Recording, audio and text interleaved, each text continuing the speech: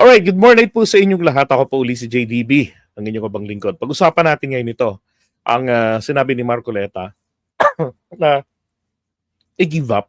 It was a suggestion, no, na i-give up daw ang Kalayaan Island Group para sa West Philippine Sea, yung i-coordinate.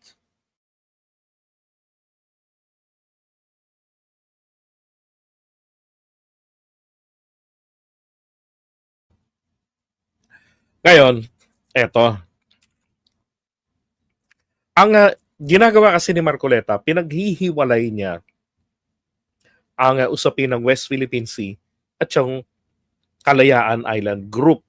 Na itong Kalayaan Island Group, ay nagkakos ng violation daw doon sa ating claim o kumukontra. Diba? At gusto ko lang din paalala sa inyo, I don't know if you can deny this or if you're aware this, na noong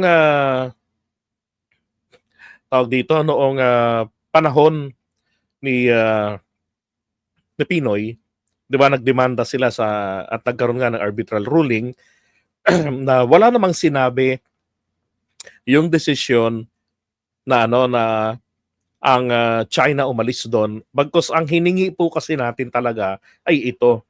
Doon sa demandang ginawa natin, nagkaroon kasi ng mga amendments yun. Kasi may mga limitasyon kasi yung tribunal. So ang ating inilaban doon ay invalid ng arbitration yung 9-dash line claim ng China. Kasi nga wala nang under ng UNCLOS kasi binubura na yang historical basis. Inaalis na yon na yung amin dati yan eh. Diba? Hindi na, wala nang ganun. Oh. Tapos, noong 2015, kung daw nagkakamali,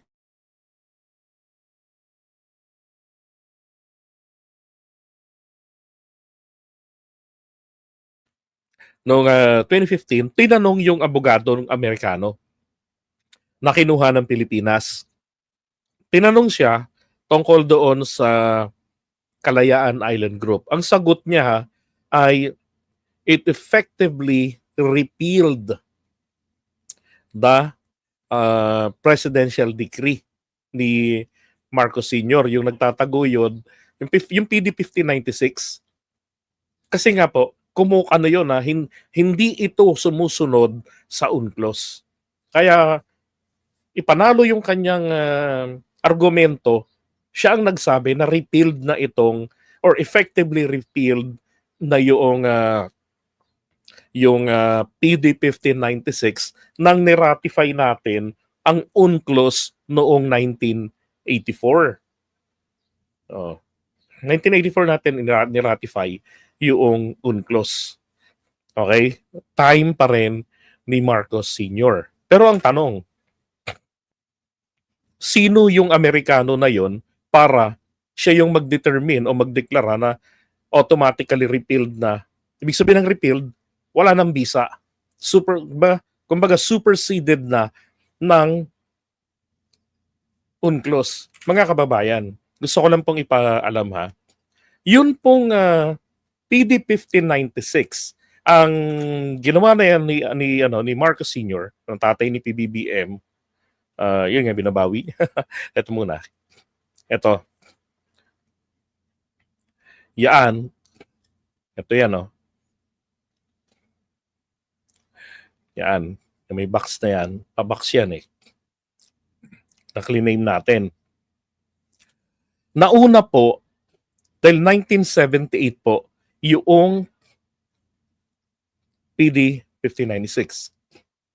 Na kung saan, ayon kay Marcos Sr., ito ay regime of islands or archipelagic. So sinakop natin ito noong 1978, di ba? Kasi nakita po nila na merong mga malaking pakinabang ito strategically, hindi lang pang economics, hindi lang din, lalo na rin siyempre sa military. Dahil sabi ko nga, ang makakakontrol ng South China Sea nako, meron ng malaking-malaking tsansa, 'di ba, ng panalo kung sakaling magkakaroon ng gulo. In favor, ang sinasabi ko doon sa side ng kaalyado natin, which is the United States of America. Kasi ang Amerika nung araw, ayaw naman talaga nila tayong ah, i-push na ilaban natin yan. Hindi nila gusto yon. Mamaya, dadaanan natin yung mga yan. Now,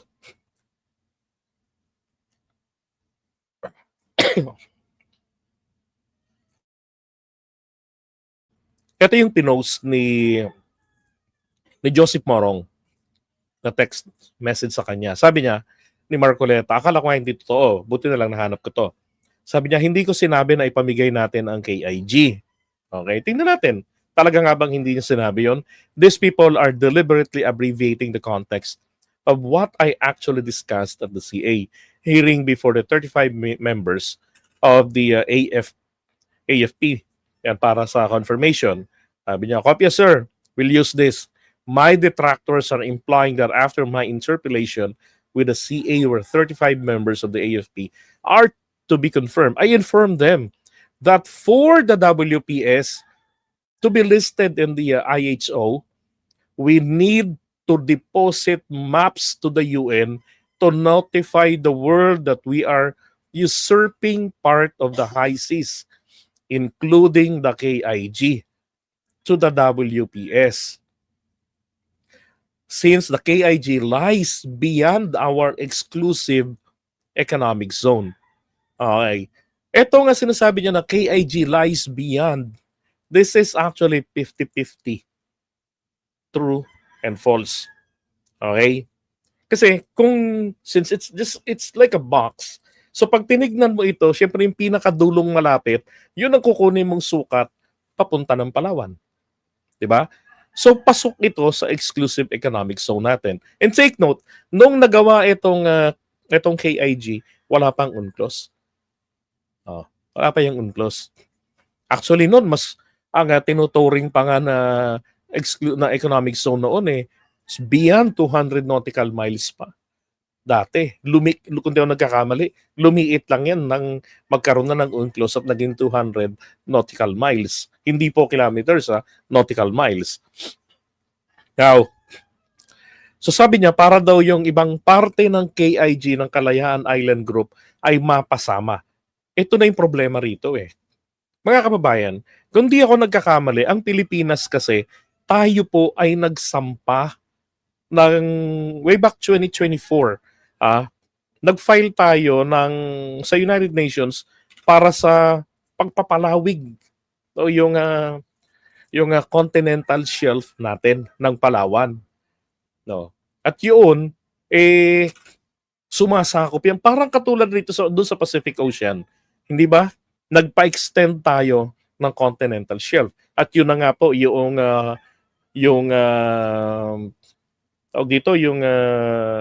Philippine Sea, yung malaking kaldera doon, naibigay na yan sa atin. 'Di ba? Nag-grant na yan solamente sa Pilipinas. Now, meron tayo nitong isinampa. Nagtataka lang ako bakit hindi ito kino-consider, 'di ba, ni Marcoleta. May aksyon na tayong ginawa para ma-legitimize under ng UNCLOS etong tawag dito, etong KIG. Na sinabi nga noong abogado natin noong 2015 na effectively repealed ng UNCLOS noong 1984 ang KIG. Sabi niya yon. Naalala ko lang din, may salita nga pala tungkol diyan si Imelda Marcos.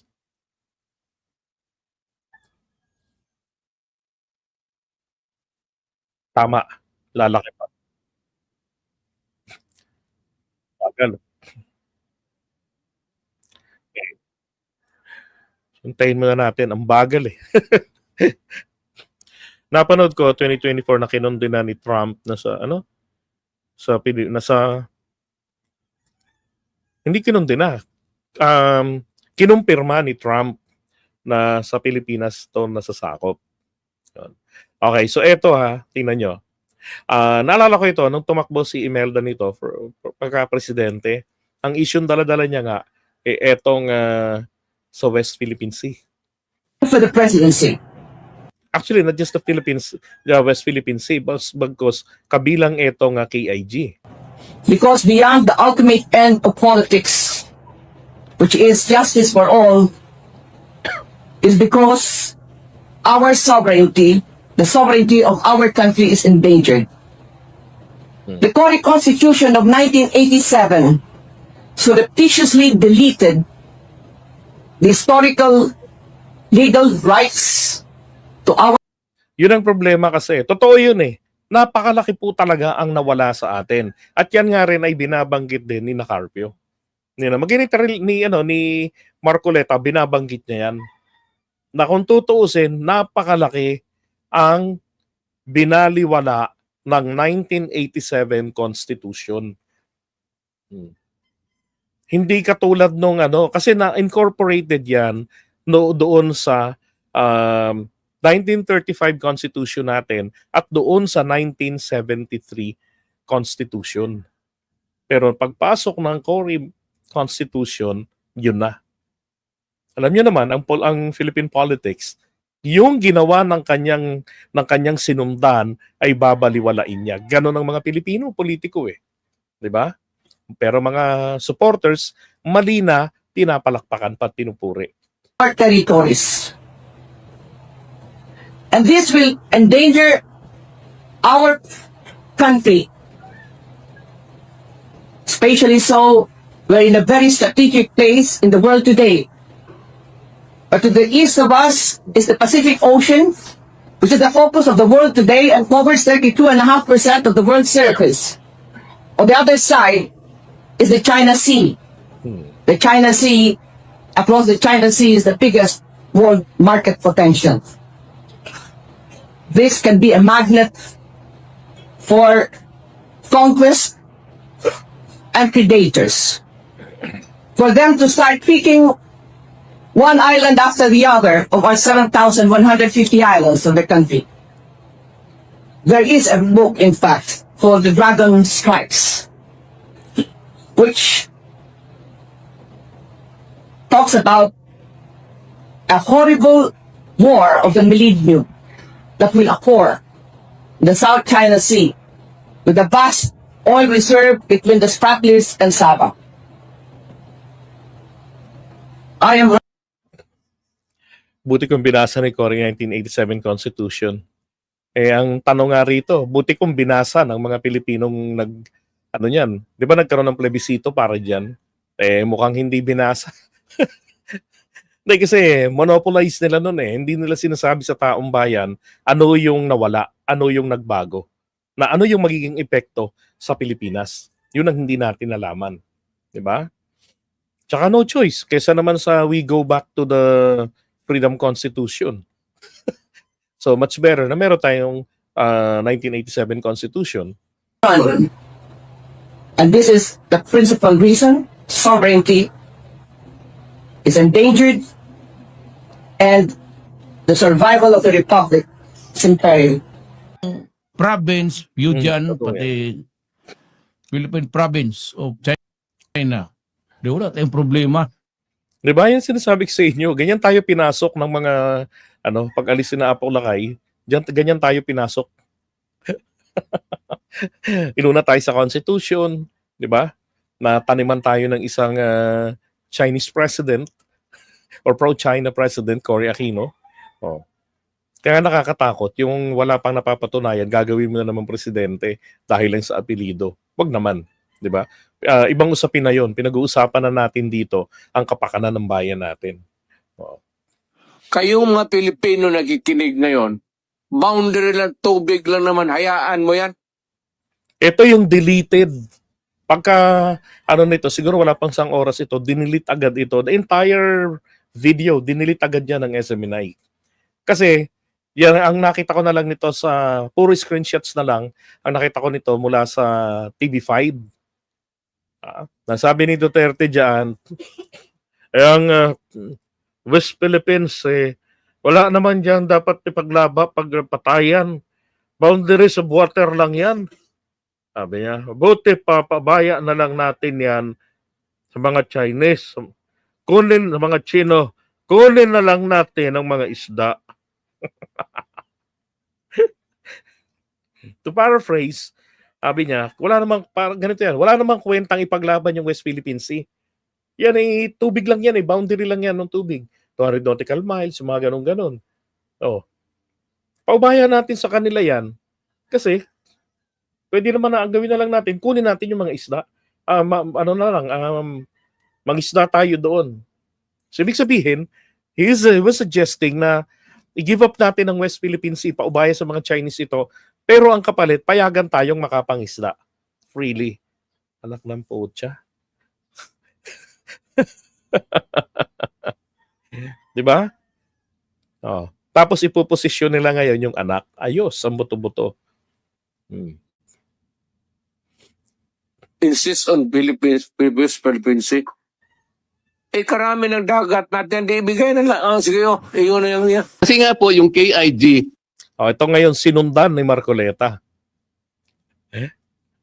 Inaabangan ko na nga lang si Alan Cayetano sumunod na rin nagtatanggol pa siya laban sa imahe ng China, ng Chinese embassy sa Pilipinas na mapapasama. Pero gusto kong marinig rin na kung sila nila Aimee, ganito rin ang kanilang posisyon. Diba? Kung kailan nila sasabihin, give up. Oh. lies outside our EAC. Hindi naman kasi porket yung KIG, some parts to be corrected, or to correct that, lies, some parts lang naman. Okay, parang 4, kung di ako nagkakamali, na mga features yon ang nasa labas ng ating 200 nautical miles exclusive economic zone. At pag gumawa po sila ng mapa indicating the coordinates, appropriating the high seas, we will violate the UNCLOS itself. Okay.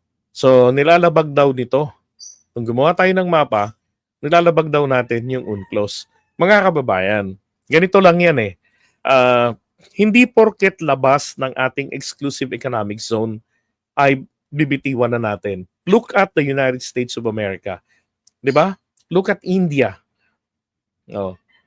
'Di ba? Yung Guam, Hawaii, lagpas lang kanilang exclusive economic zone 'yan. Oh, pero effectively kontrolado nila yung bahagi ng kanilang teritoryo 'yan. 'Di ba? Hindi porket malayo sa bibitiwan mo. Parang sinigawan ka lang ng, "Huy, ang layo ng bahay mo dito O iwanan mo na yung paninda mo doon kasi malayo ang bahay mo. 'Di ba?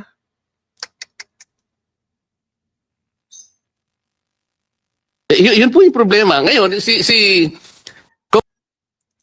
Right, 'di ba? Ginigiit niya ang coordinate. Ano ba naman kwenta ng coordinate? Meron kang claim. Meron kang hindi lang ito claim kundi karapatan na natin 'yun Kasi eto yung UNCLOS ng 1984 nung ni-ratify natin, sabi nung abogadong loko-loko na 'yon, noong 2015 yung Amerikanong abogadong kinuha natin para ilaban tayo sa arbitration diyan sa West Philippine Sea ay effectively repealed raw yung tawag dito, yung KIG. Now, lumilitaw ngayon, if we follow that, meron tayong overseas territory. 'Di ba? Yung mga kontrolado natin na features doon. Oh. Tarantadong bibitawan natin yun. My God. O sige, wag natin siyang isama sa ating exclusive economic zone. Gawa tayo ng mapa. But take note, meron tayong 2024 na in-apply na sa UN. No? Buti nga nandito pa nun si Tolentino, Senator Tolentino. No? Meron, at saka actually, hanapin ko nga uli yung link nun. I-share ko rito pagka nakita ko yung link. Nag-submit na tayo ng mga coordinates, ng mga features natin dyan. Ano sinasabi nito ni Marcoleta? Commodore Tariela, I don't know kung alam niya ito o hindi. Wow. He does not want to to inform the public, including the rest of the members of the armed forces, Hindi mo pwedeng sabihin na sa labas yun ng nautical mile kasi lupa ang Kalayaan Island. Hindi dagat. Hindi. Ang sinabi diyan ng ang problema kasi ang ruling nung sa arbitration, lahat ng nandiyan ay yan daw ay tawag dito, bato. Malabong bato. Tama kayo, yung sa Kalayaan Island. Yung Kalayaan Municipality. 'Di ba? Nakakapag-sustain ng buhay eh. Oh, ang meron lang kasi yan is 12 nautical miles. Base roon sa UNCLOS, base roon sa naging ruling or determination, lahat ng nandiyan daw ay bato. Kapag ka bato, ito daw ay hindi pwedeng magkaroon ng 200 nautical miles. Exclusive economic zone. 12 nautical miles lang. Eh sa akin okay na yun. Ang mahalaga rito, ito ay under possession ng Pilipinas. 'Di ba? Okay na tayo doon. Oh, hindi yung i-give up natin. That's right, 'di ba? Yung Diego Garcia sa may Argentina, 'di ba? Kapitan, we swear to the Constitution Ito yung part na hindi ko gustong-gusto eh. that we will defend the Constitution, all the laws and orders and regulations. Kapag ka magkakaroon po ng giyera sa pagitan ng dalawang bansa, kayo po ang una na sasagupa dito. Kaya dapat po mas interesado kayo kaysa sa amin. Ano ba talaga ipagpapatayan natin dito? We will offer our lives, including the lives of our children, and to die for it, for something that is not even within our EEZ. Sabi niya,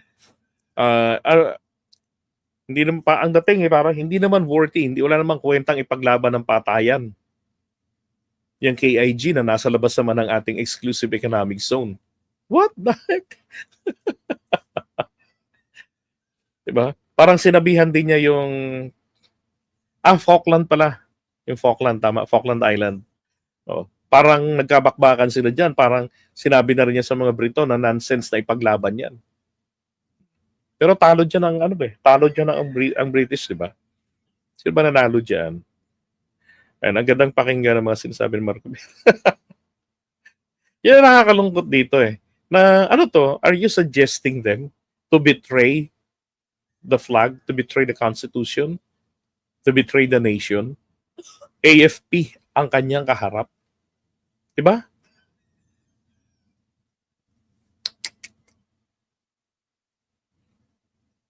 Ang gawin natin po para madali, i-give up natin yung KIG. Then, Yun. mako-coordinate na natin lahat. Ganun ka-importante ang pagko-coordinate. Alam mo, tingin ko dito, ayun, talo ang Argentina, no? Eh, grabe namang binuhos ng British doon para panatilihin yun. Diba? May purpose sa kanila yung Falkland eh. At until and unless nandun yung KIG, wala nga po nasa labas po ng ating exclusive economic zone. Paano po malalagay sa entire West Philippine Sea?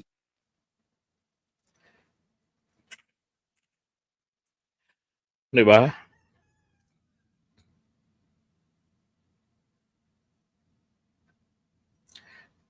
Kasi hindi naman nangangahulugan. Punta nga tayo sa mga ano.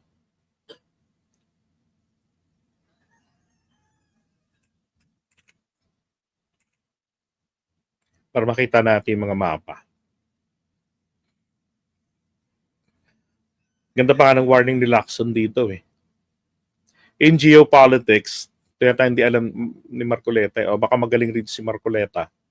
In geopolitics, the most common source of information are technical intelligence and homegrown traitors who are willing to sell their country in exchange for what's in it for them.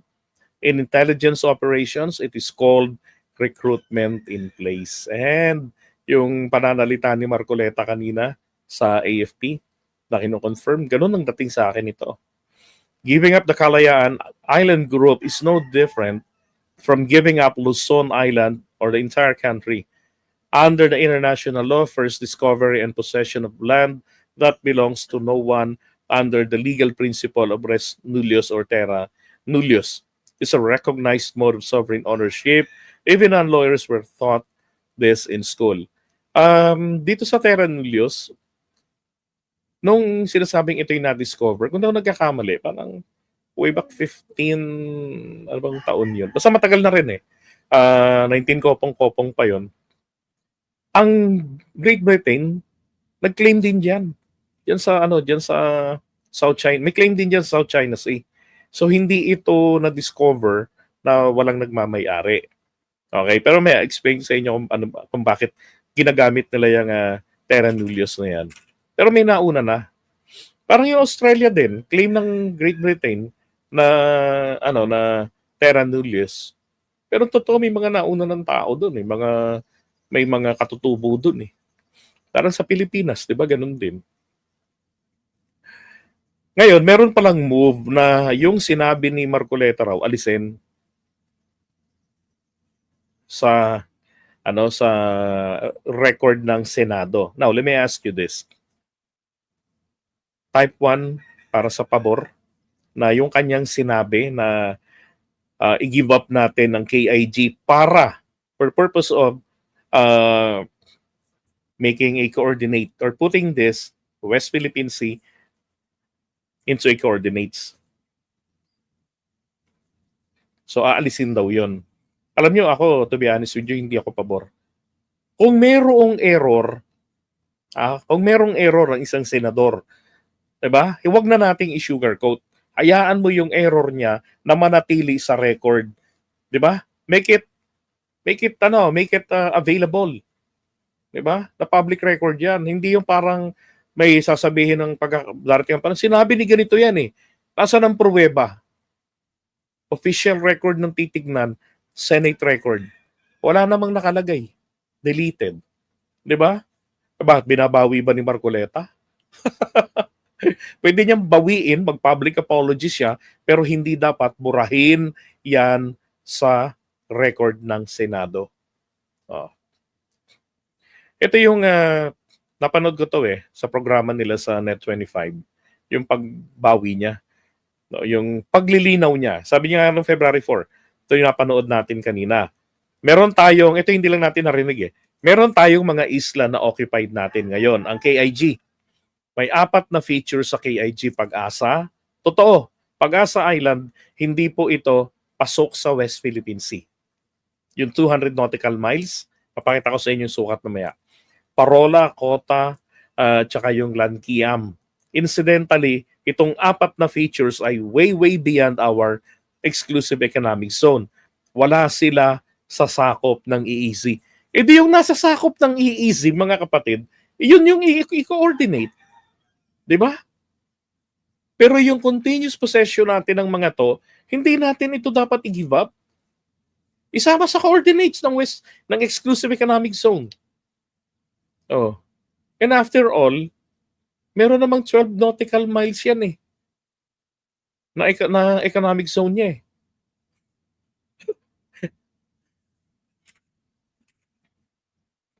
Ayan, ang gawin natin para madali, i-give up natin ang KAG, then mako-coordinate na natin lahat. Yun lang yung problema mo dun. Di wag mong isali yan. Di ba wag isali? In-apply na natin yan noong 2024. Yung extended continental shelf. Eto, February 9, sabi niya, kahit kailan hindi ko sinabi yun. I-give up ang KIG. Hindi ko sinasabi na hindi atin yun, KIG. Teritoryo na natin yun. You see, mga kababayan, ang teritoryo po, mas mabigat ito kumpara sa isang sovereign rights. Okay? Sa sovereign rights kasi, hindi mo pwedeng patupad ng mga batas mo sa exclusive economic zone. Di ka pwedeng magpatupad ng mga batas mo na kung dito ay bawal sa kalupaan hanggang sa 12 nautical miles territorial waters natin ang magyosi. Beyond the 12 nautical miles, hindi mo pwedeng ipatupad yun na, hoy, ay mga mangingisda, bawal yung gawin yan. Hindi mo sila po pwedeng, hindi, may nag-dynamite fishing doon, hindi mo pwedeng hulihin yun. Tataboy mo lang sila.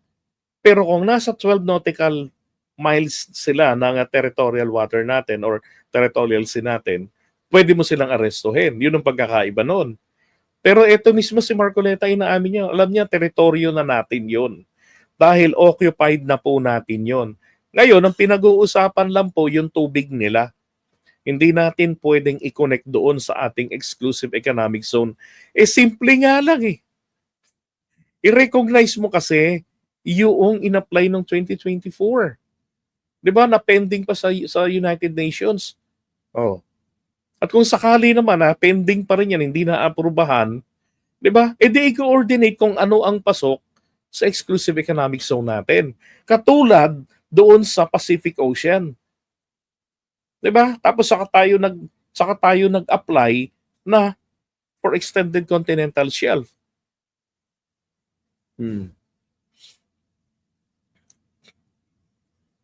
Ito yung history nun. Under the Commonwealth, blah blah blah, 1935 Constitution was adopted reiterating the national territory of the Philippines, which included Scarborough Shoal and the Kalayaan Spratly Islands. Diba? Ito yung problema. So, after makuha natin yung kalayaan natin noong 1946, ni-reassert ng Pilipinas yung claim natin sa Spratly Islands, mga kapatids. Pagtapos daw ng 1946, ni-reassert natin yon. Ang problema lang, itong mga Amerikano, dinidiscourage ang Pilipinas to avoid conflict with the Chinese government. Hindi po yung communist China yan, kundi po yung unang gobyerno bago maging komunista. Kaya hindi tayo tinutulungan ng US kasi magkaka-conflict sa claim ng China. Ang China na naging Taiwan ngayon, yun po ang nag-claim na umimbento ng 9-dash line. Actually, 11-dash line yan kabilang yung Gulf of Tonkin.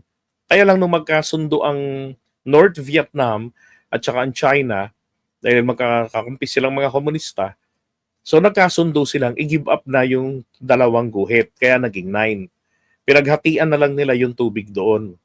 At yun ang gustong mangyari rito ng mga tuta ng China. Give up natin yung ating buong claim na atin ang karapatan dyan sa West Philippine Sea. Tapos ang mangyayari dito ay talo Pilipinas sapagkat ang claim ng China po ay teritoryo yan. Pwede nilang ipatupad ang kanilang mga batas kasi sa kanila, territorial water nila yan. Tayo exclusive economic zone lang or sovereign rights na hindi ka makapagpatupad ng batas. Pag may Chinese na dinamita, hindi ka pwedeng manghuli. Taboy mo lang. Pero pag ang Chinese nakita ang Pilipino, di ba, gumawa silang batas, pwede nilang barilin.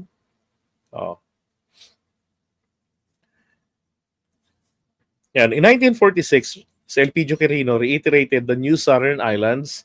Yan, yung nauna sa pangalan na Kalayaan. 1947 si Thomas Cloma. Yan. Which na-claim, nakita niya yan, negosyante siya, then clean niya yan. Kaya lang ang problema, kalaunan nga, nakulong siya. Pagkatapos niyang makulong, ibinenta niya yan sa gobyerno ng Pilipinas sa halagang piso. Piso lang. Okay? Ngayon, yung kasing declaration niya rito ng 1956, no? Maraming tumutol dyan.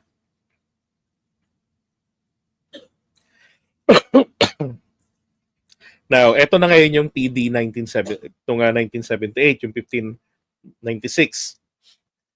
So, ang basis natin dito is yung legal basis, yung effective occupation and control, national security, economic necessity para sa mga resources.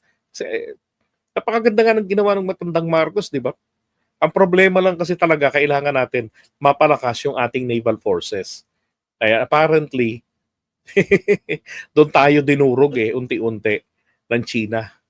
Sa pamamagitan ng mga komunista dito sa Pilipinas. Now, eto.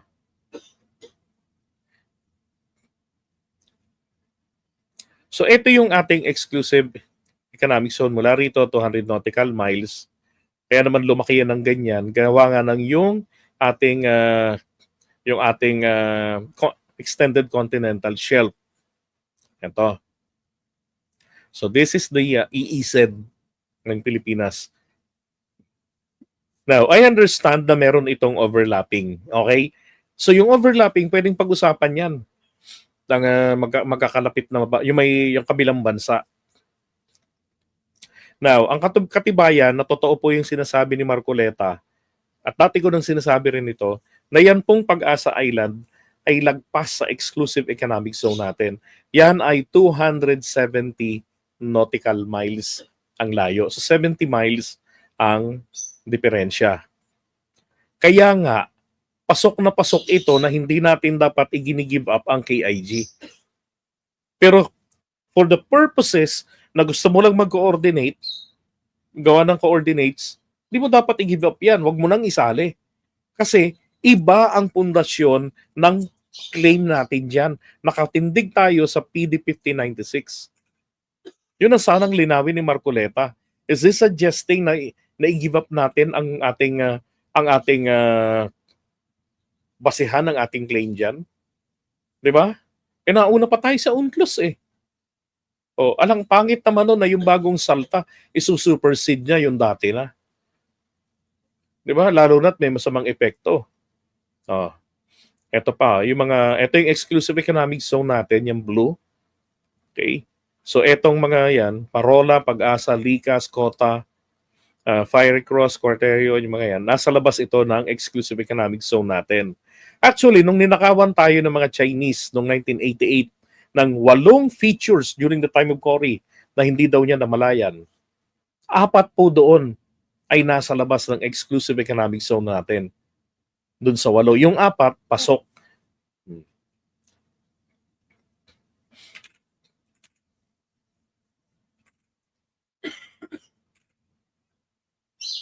Ito yung mapa ng Pag-asa Island. Isang magandang contribution na ginawa rito ni Duterte, pinaganda nila yung runway, major talaga yung repair o yung enhancement na pinagawa dito. At tuloy-tuloy din yan hanggang sa administration ngayon ni PBBM. Yan.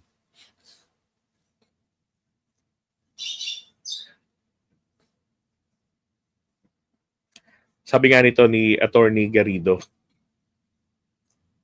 instead of giving up KIG, let's give up Marcoleta to the People's Republic of China. Kasi ganito lang yan kasimple, mga kababayan. Bakit kailangan nating i-give up ang atin na? Di ba? If he's not referring to the territory, dapat nililinaw niya yan. Dapat ang suggestion niya ay hindi na natin isali. Total, meron pa pending pa naman yung ating application para sa extended continental shelf sa United Nations. So, hindi natin isali, 'di ba? Para makabuo tayo ng mapa with our exclusive economic zone. Yung mga hangganan natin at isubmit natin sa IHO. Ganun lang kadali. 'Di ba?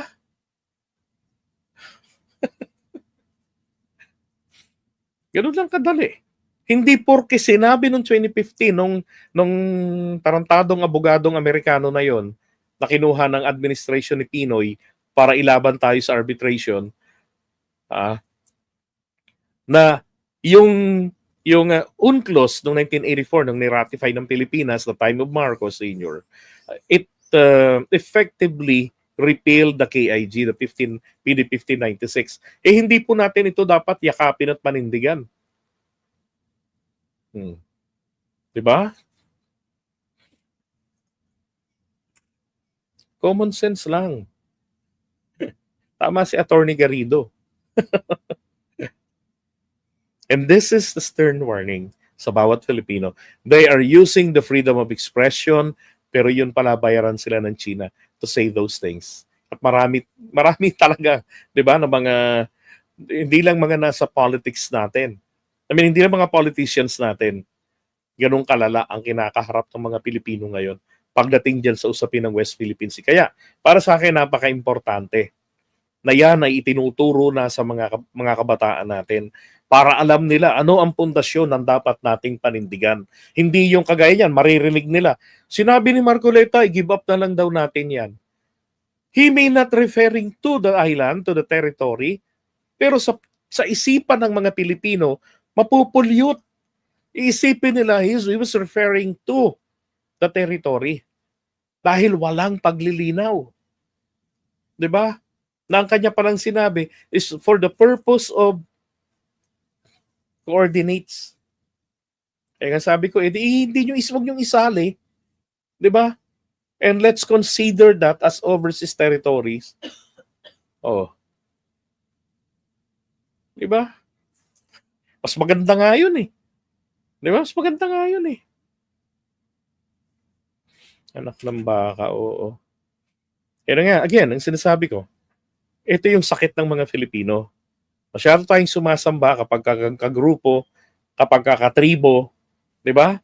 Yung ganyang klase ng politika sa Pilipinas. Ganyan kabulok yung mindset ng mga Filipino.